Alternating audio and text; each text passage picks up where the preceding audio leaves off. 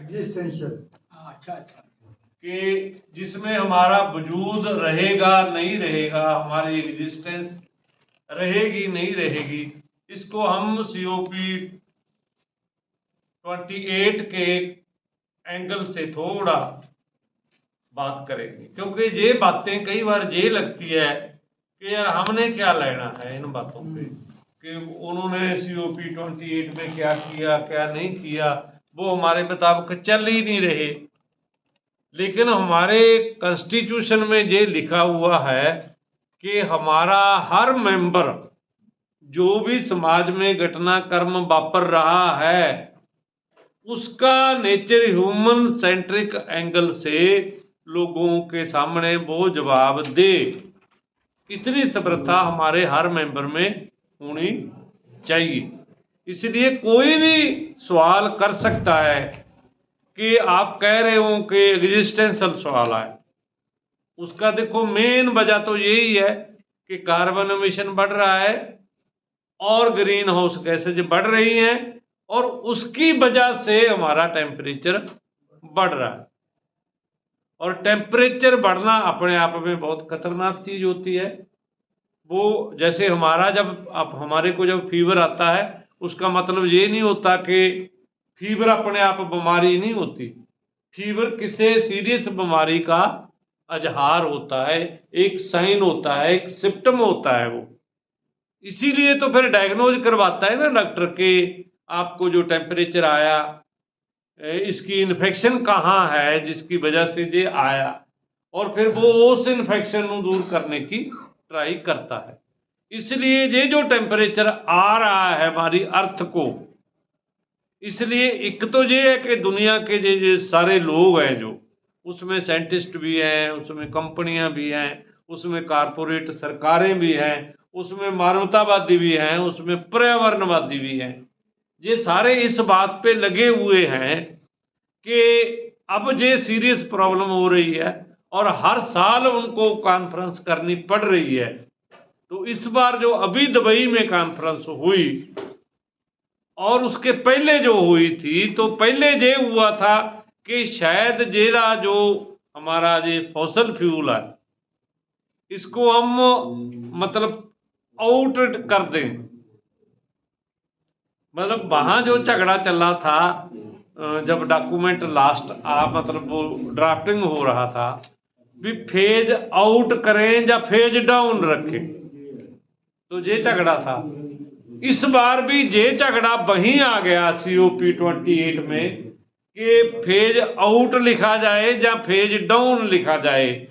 लेकिन ये अब जब लास्ट में ड्राफ्टिंग हुई तो उन्होंने दोनों शब्द ही निकाल दिए, और उसमें जो उसका पॉजिटिव देखने वाले लोग हैं वो तो ये देख रहे हैं कि उन्होंने एक नया वर्ड उसमें इंट्रोड्यूस करता, शामिल करता कि ट्रांसफॉर्मेशन, ट्रांजिशन कि हम ट्रांजिशन करेंगे फॉसल फ्यूल तो रिन्यूएबल एनर्जी की तरफ। ट्रांजिशन हुए, हाँ ट्रांजिशन फेज होएगा जी, ट्रांजिशन अवे। हाँ तो ट्रांजिशन जेड़ा उन्होंने शब्द बरत्या है इसमें, उसका कोई देखो ना तो उसकी कोई डेट है कि कब तक करना है, उसको खुला छोड़ता ठीक है करते रहो। और रियल ये हो गया कि जो नई आपा रिपोर्ट किया, मैंने पहले भी जिक्र किया था कि 1 जनवरी 2023 से 30 नवंबर 2023 तक का जो इस साल का जो एक 11 महीने का जो आंकड़ा आया है टेम्परेचर का, वो कह रहे हैं कि 1.46 हो गया। और उसकी वजह से ये भी एस्टिमेशन है कि 31 दिसंबर तक वो मतलब जो 0.04 कम है वो इस दिसंबर में पूरा होके 1.5 डिग्री तक ये चला ही जाएगा, जिसका इफेक्ट हमारे सामने आएगा कि बहुत सारियां सुनामियां आएंगी, बहुत सारे टाइड आएंगे, बहुत सारा मतलब जैसे अभी अभी ये अपने इंडिया में हुआ कि पहले हिमालय पर्वत पे आया और उधर मतलब वो एक डैम टूटा यहाँ सिक्किम में, और अभी तमिलनाडु में हुआ। ये सारे जो बातें हैं और कहीं सोका कहीं डूबा, ये एग्जिस्टेंशियल सवाल है। और COP2 मतलब 28 ने मतलब अपना एक बुत्ता काम कर दिया, सार दिया। और ज्यादातर लोगों को यही लग रहा है कि अब ये कुछ करने वाली नहीं है और इसका नेक्स्ट सम्मेलन अब ये होएगा इसमें ब्राजील में।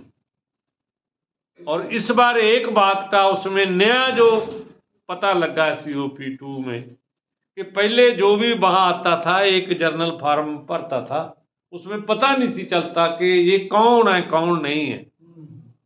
और उसमें होता क्या था कि COP में मतलब जे कुछ जो बारगेनिंग करने वाले लोग आते थे, अपना सामान बेचने वाले लोग आते थे, लॉबी आती थी। इस बार उन्होंने एक परफार्मा ऐसा बनाया कि यार आप क्या कौन से ऑर्गेनाइजेशन से जुड़े हुए हैं, ये मतलब आप लिखो इस फॉर्म में कि आप ह्यूमन राइटिस्ट हैं, आप पर्यावरणवादी हैं, आप कंपनी वाले हैं, आप सरकार के नुमाइंदे हैं, ये वो। उसमें कहते एक बड़ा जो मतलब एक डेलीगेशन बना, वो ये था कि फॉसल फ्यूल कंपनियों की लॉबिंग करने वाले लोगों का एक बड़ा ग्रुप था जिन्होंने वहां लॉबिंग करने की ट्राई की। और इसलिए वो जो COP28 इस बात के लिए थी कि फॉसल फ्यूल खत्म करेंगे, वो वहां सौदे हुए हैं। वहां एक बात तो ये है कि हमारे अस्तित्व का सवाल है जो वो बहुत बड़ा सवाल है। और इस बात को अगर हम हर बात के साथ नहीं जोड़ेंगे, मतलब अगर बेरोजगारी के साथ कोई मूवमेंट चलती है उसको हम अस्तित्व की लड़ाई के साथ नहीं जोड़ेंगे, अगर कोई फार्मर मूवमेंट चलती है उसको हम अस्तित्व की लड़ाई के साथ नहीं जोड़ेंगे, अगर कोई भी मूवमेंट चलती है मतलब जो असमानता की मूवमेंट चलती है, वुमेन की राइट्स के लिए मूवमेंट चलती है, कोई एम्पावरमेंट लोगों के लिए मूवमेंट चलती है, उस मूवमेंट को आप अपनी अस्तित्व की मूवमेंट के साथ नहीं जोड़ोगे तो बात नहीं बनेगी। और सबसे जल्दी अगर मूवमेंट हम इसके खिलाफ बनाने चाहते हैं तभी बन सकती है। जो जितने भी छोटे छोटे मूवमेंट चल रहे हैं, या अलग अलग मुद्दों पे मूवमेंट चल रहे हैं, उन मूवमेंट्स को हम अपने अस्तित्व की मूवमेंट के साथ, इन्वायरमेंट की मूवमेंट के साथ, नेचर को बचाने की मूवमेंट के साथ जोड़े। और ये मूवमेंट हमें फिर थोड़ा दो फायदे देगी। एक फायदा तो ये देगी जे कि जे हमारा जो विजन है उसको ब्रॉड करने की ट्राई करेगी, क्योंकि जो अस्तित्व का सवाल है वो कल इंडिया का सवाल नहीं, ना पाकिस्तान का सवाल है, ना साउथ एशिया का सवाल है। ये ओवरऑल हमारे प्लैनेट नू बचाने का सवाल है। और हमारा ओवरऑल जो प्लैनेट अर्थ है वो हमें एक ग्लोबल विजन देता है। इसलिए हमारा विजन अगर आपने थोड़ा ब्रॉड बनाना है तो कोई भी बात करो उसको अगर इसके साथ जोड़ोगे तो आपको ऑटोमेटिकली आपका विजन ब्रॉड बनेगा। क्योंकि जब हम कह रहे हैं कि अर्थ एक है, हमारा ये प्लैनेट हमारा कॉमन होम है, तो उसको बचाने की बात के साथ जब हम अपनी पर्सनल बात को या हमारी एक छोटी बात को जोड़ते हैं तो विजन भी बड़ा बनेगा और मूवमेंट भी उसमें बड़ा बढ़ने की ट्राई करेगी। और इसमें एक फायदा, दूसरा इसमें फायदा ये होगा कि इसमें हमारा मानवीय भाईचारा वो बढ़ेगा। फिर हमारा तो जब हम एक कॉमन मिशन के लिए काम करेंगे फिर हम कॉमन इंसान की तरह विचरेंगे, हम पाकिस्तानी, हिंदुस्तानी, चीनी, जे वो की तरह नहीं विचरेंगे। फिर पाकिस्तानी भी वही करेगा नेचर को बचाने की बात जो हिंदुस्तानी करेगा, हिंदुस्तानी भी वही करेगा वो चाइना वाला करेगा, चाइना वाला भी वही करेगा जो अमेरिका वाला करेगा। इसलिए इस पॉइंट पे मैं इतनी बात कह के आगे चलता। दूसरा पॉइंट है सैन्य समाधान जहाँ युद्ध की नवीनतम जो ये अपना पद्धतियां हैं। वैसे इस पे काफी सैन्य समाधान के बारे में रूप जी ने काफी किया है, लेकिन इसमें जो नई पद्धतियां आ रही हैं वो बहुत खतरनाक हैं। उन पे थोड़ा सा हमें सोचने की जरूरत है कि किमें अभी देखो दुनिया में खास करके जो फलस्तीन में हो रहा है, जहां मतलब जे दूसरे या यूक्रेन में हो रहा है या रशिया में हो रहा है, ये सारी बातें बता रही हैं कि मानवता के खिलाफ युद्ध से जीता नहीं जा सकता। अब देखो, दो स्टेटमेंटें आ रही हैं फलस्तीन के बारे में। नेतन्याहू कह रहा है कि थोड़े दिनों की बात है, हम उनको हमास को खत्म कर देंगे, लेकिन उनका कमांडर कह रहा है कि महीने चाहिए। और एक बात जे, दूसरी बात के इस बात के पीछे, हालांकि वो छोटा सा एरिया है, मतलब करोड़ की पॉपुलेशन भी नहीं है, और वो युद्ध लड़ने के लिए भी सबसे ज्यादा सपोर्ट किसको करनी पड़ रही है? दुनिया की एक नंबर मिलिट्री पावर को। अमेरिका ने सबसे पहले, जब इन्होंने हमास वाला वो अटैक हुआ, तो सबसे पहले जो अपना समुद्री बेड़ा थी इजराइल की सपोर्ट में, वो किसने लगाया? अमेरिका ने लगाया। और उन्होंने कहा कि अमेरिका ने कहा, पूरी दुनिया को ये संदेश दिया, खास करके मिडिल ईस्ट को ये संदेश दिया कि मैं इसके साथ हूं, जे पीटेगा इनको, फलस्तीनियों को, इनको पूरी इसको छूट दे दो, अगर कोई भी इधर उधर की बात करेगा तो मैं खड़ा हूं, फिर आप सोच लेना। उन्होंने ईरान को भी धमकाया, उन्होंने सऊदी अरबिया को भी धमकाया, और उन्होंने हूती विद्रोहियों को भी, ये मतलब इनको सबको धमकाया, सवाए हूतियों के कोई आगे आने की किसी की हिम्मत नहीं पड़ी। इसका मतलब है कि एक छोटा सा युद्ध लड़ने का, 1 करोड़ से भी कम लोगों को दबाने का युद्ध है जो, वो उसके लिए भी अमेरिका महाशक्ति को आना पड़ा।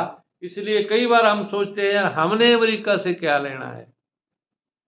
भैया, जब ये 370 तोड़ी है, पहले अमेरिका से जैसे करानी पड़ी है इनको, ऐसे नहीं टूट गई 370। इसलिए वो जैसे हम कहते हैं ना कि परमात्मा जरे जरे में बसता है, वो जरे जरे में है आज अमेरिका। इसलिए इस बात को समझना जरूरी है कि ये महाशक्तिवाद क्या चीज है, और ये हर बात पे आएगा, और हर बात पे आता है, और इसका इफेक्ट देखो क्या होता है। और हमारा विश्व गुरु तो कह रहा है ना, मैं बहुत बड़ी चीज तो हूं। जब एक आदमी को हमारे लोगों ने, मतलब हमारी सरकार ने कनाडा में मरवाया, हरदीप सिंह निज्जर को, जिस पे खालिस्तान मूवमेंट का टैग लगता है, तो वहां उन्होंने कहा कि क्योंकि इनकी एक 5 आई एक इंटेलिजेंसी है 5 देशों की, उसको 5 आई, 5 आंखें वो देखती है, 5 आंखें, उसमें सबसे बड़ी आंख तो अमेरिका वाली भी है। कनाडा वालों को तो पता नहीं चला, अमेरिका वालों ने बता दिया कि यार ये तो इंडिया वाले करवा गए आपका जो आदमी है, क्योंकि इनको ये लगता है कि हमारा सिटीजन और वो कोई बैकवर्ड कंट्री मार जाए, यार ये कैसे हो सकता है। तो कनाडा ने हु हल्ला मचाया, और मूरे विश्व गुरु भी आंखें निकाल के खड़ गया। और जब यही बात, क्योंकि इन्होंने 2 आदमियों को टारगेट किया था, एक अमेरिका वाले को, एक कनाडा वाले को। कनाडा वाला मारता, अमेरिका वाला नहीं मरा, क्योंकि अमेरिका वाले ने तो बता दिया ना, अमेरिका वालों को तो उन्होंने, अमेरिका वालों ने, कि भाई थोड़ा होशियार हो जा, वैसे हम भी हैं, तेरे को मरने तो नहीं देंगे, लेकिन तेरे पे ट्राई चल रही है, वो पता चल गया। तो जब उसने कहा ना बाइडन ने मोदी साहब को कि मोदी साहब ये काम जहां नहीं चलेगा, तो देखो उसी समय कमेटी बन गई, इंक्वायरियां शुरू हो गई, ये हो गया वो हो गया। मतलब अमेरिका जरे जरे में कैसे बसता है, ऐसे देखो स्थिति। इसलिए ये जो युद्ध की मतलब ये टारगेट है ना, और ये ऐसे जो टेक्नोलॉजी युद्ध की है, इसके बारे में भी हमें थोड़ा हमें ज्ञान होना चाहिए, ताकि कोई भी पूछे हम उसका मतलब लॉजिकल क्वेश्चन दे सके। तीसरा इसमें मतलब नेक्स्ट पॉइंट है इसमें राजनीति। इसमें प्राइवेट सेनाएं जो बनी है, इसी में प्राइवेट सेनाएं जो बनी है दुनिया में, जो लाखों की संख्या की, वो भी किसी की है प्राइवेट सेनाएं। हाँ, नहीं वो तो देखो अमेरिका में चलन तो है ही ऑलरेडी, और इंडिया में अब शुरू होने वाला है।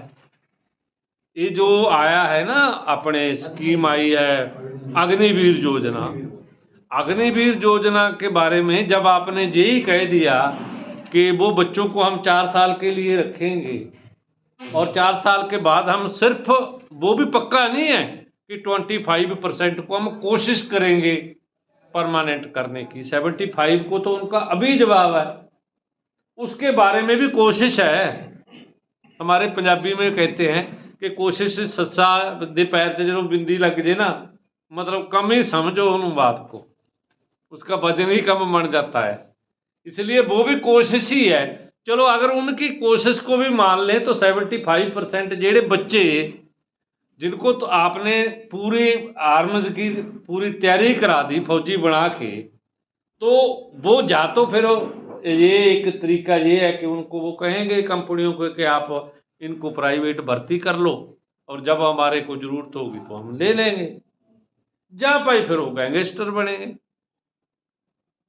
तो घर पे तो कोई 4 साल हथियार वो सारा कुछ करके फिर वो बिश्नोई क्या है उसका नाम, वहाँ फिर वो मतलब लॉरेंस बिश्नोई बनेंगे और क्या बनेंगे। इसलिए ये सारा जो काम है ये अफरा तफरी फैलाने का ही काम है। नेक्स्ट है राजनीति, यानी बढ़ता हुआ अधिनायकवाद। पर पूरी दुनिया की जी पॉलिटिक्स है, पूरी दुनिया की, वो डंडे ते जोर से चलने वाली होगी। वो कोई पहले तो ये था ना कि पब्लिक ओपिनियन बनाते थे, कैसी भी बनाते थे, अब उसकी जरूरत नहीं रही। पहले वो थोड़ा कानून का नाम भी देखते थे। अभी देखो ना आप वाला जो मुख्यमंत्री बना और उसमें वो कोई आरएसएस के लड़कों का और मोहम्मदन लड़कों का झगड़ा हुआ और उस पर कोई थोड़ा मोटा पीट पटाई हुई, मरा तो वो है नहीं, और 5 लोगों के घर डाल दिए, बुलडोजर पर राजनीति लाती।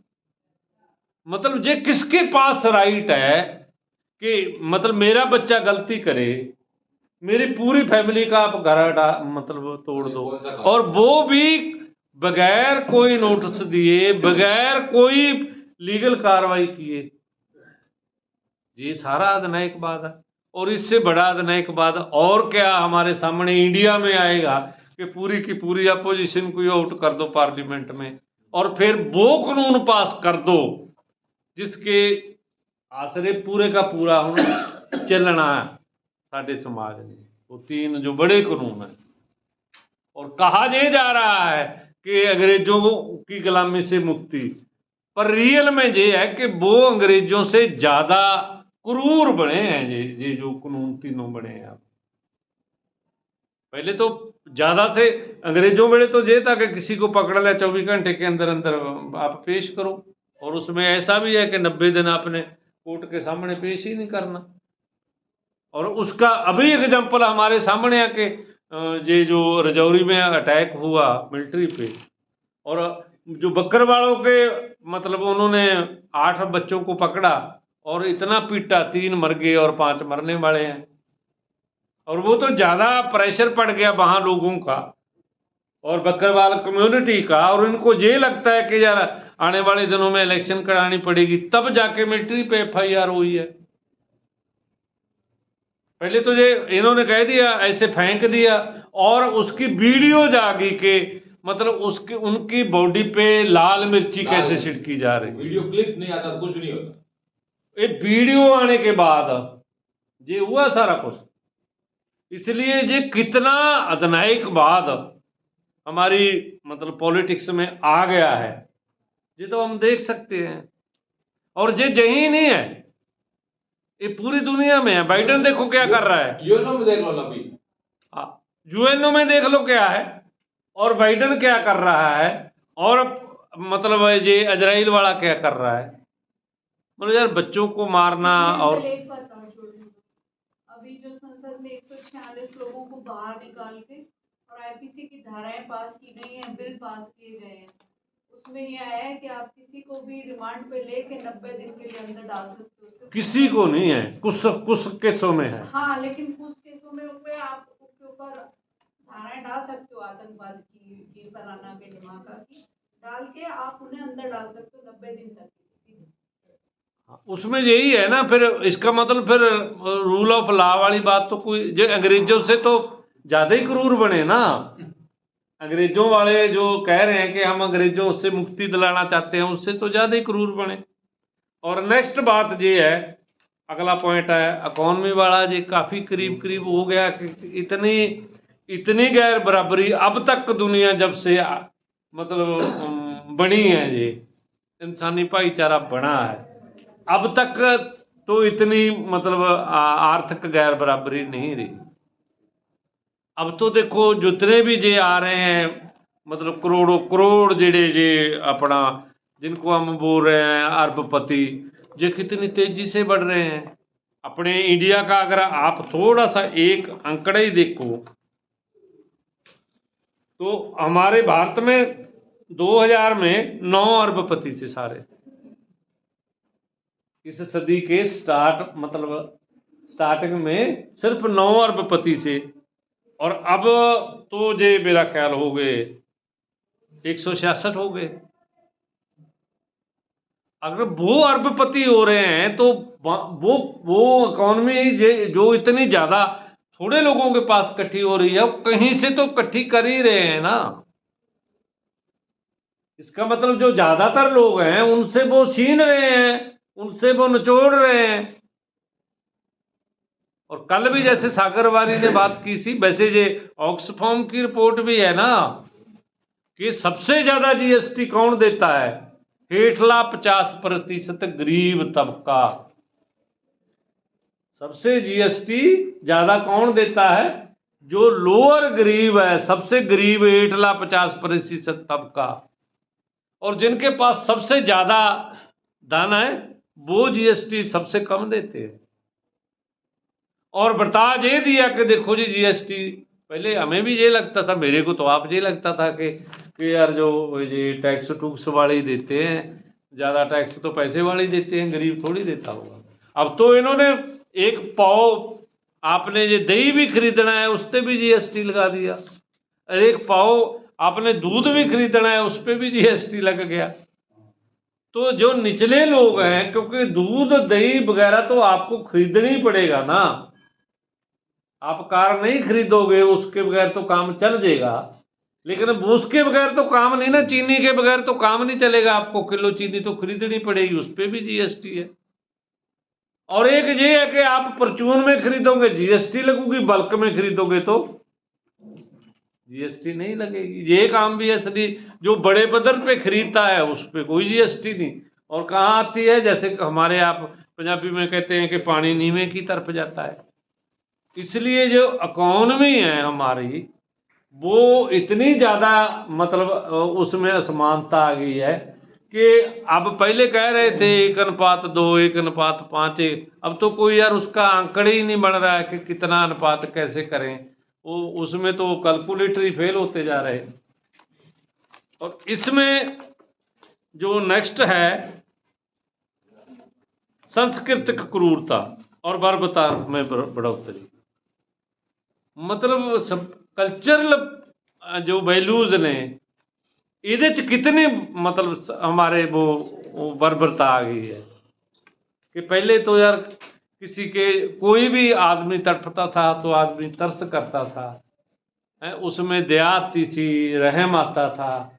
अब तो आदमी यार इतना क्रूर हो गया कि वो जिसके साथ उसने 10-20 साल गुजारे और उस आदमी ने जिस औरत के साथ और उसके साथ उसके बच्चे भी हैं, उसको मारने तक और कत्ल करने तक चले जाते हैं लोग। कल्चरली इतना डिग्रेडेशन होगी हमारे समाज में, खास करके ह्यूमन कम्युनिटी में हमारी में, कि जहाँ वो जो कहते हैं ना मैया ना भैया, सबसे बड़ा रुपया, सिर्फ पैसे ही दिखता है यार लोगों को। और कल्चरता में ऐसी आ गई कि पहले हम एक दूसरे का सम्मान करते थे, जैसे कहते थे ना कोई हमारे घर में मेहमान आया तो सबसे ज़्यादा हमारे के लिए भगवान आ गया। अब हम हमारे से थोड़ा सा भी कोई डिफरेंस रखता है उसके साथ बर्बरता करने के लिए तैयार है, और हमें मजा आता है अगर कोई दूसरा करता है।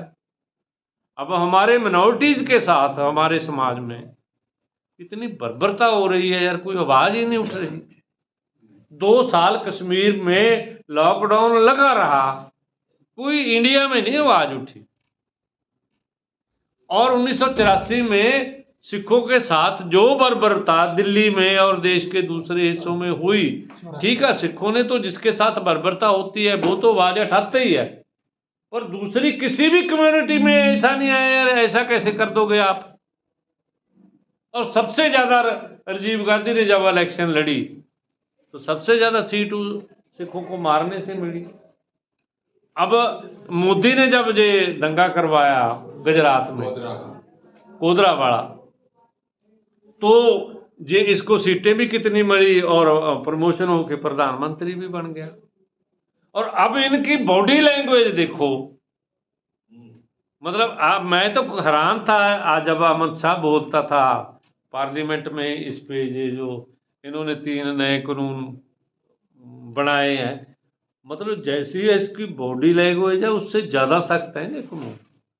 जब यार को तेरे मुहरे कोई बोलने वाले ही नहीं, सारी अपोजिशन तो बाहर निकलेगी, फिर आपको इतना ऐसा मतलब आपको अपना ऐसा फेस बनाने की क्या जरूरत है कि आप इस तरीके से उसको पुट करो।